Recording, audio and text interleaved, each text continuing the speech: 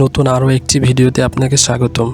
এই ভিডিওটিতে আমি দেখাবো কিভাবে বিকাশ অ্যাপসের সাহায্য ছাড়াই আপনি আপনার বিকাশ অ্যাকাউন্ট ব্যালেন্স অন্য কারো বিকাশ অ্যাকাউন্টে ট্রান্সফার করবেন, অর্থাৎ কিভাবে বিকাশে সেন্ড মানি অথবা মানি ট্রান্সফার করবেন। প্রথমে ফোন আইকনে ক্লিক করে বিকাশ কোড *247# লিখে ডায়াল করতে হবে। এখানে কতগুলো অপশন আসবে। যে নাম্বারে টাকা পাঠাবেন সে নাম্বার দিয়ে যদি বিকাশ অ্যাকাউন্ট খোলা হয়ে থাকে তাহলে 1 নম্বর, আর না থাকলে 2 নম্বর সিলেক্ট করতে হবে।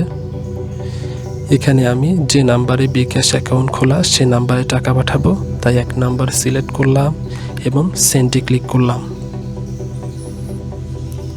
দেন যে নাম্বারে টাকা পাঠাবেন সেই নাম্বারটা লিখতে হবে,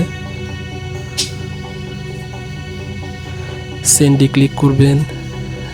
তারপর কত টাকা পাঠাবেন তার অ্যামাউন্ট লিখবেন, সেন্ডে ক্লিক করবেন।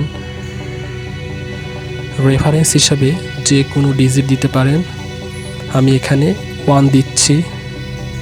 দেন সেন্ডে ক্লিক করবেন। এখানে আপনার বিকাশ অ্যাকাউন্টের পিন নাম্বার দিতে হবে, সেন্ডে ক্লিক করবেন। এভাবেই আমরা খুব সহজে মানি ট্রান্সফার করতে পারবো।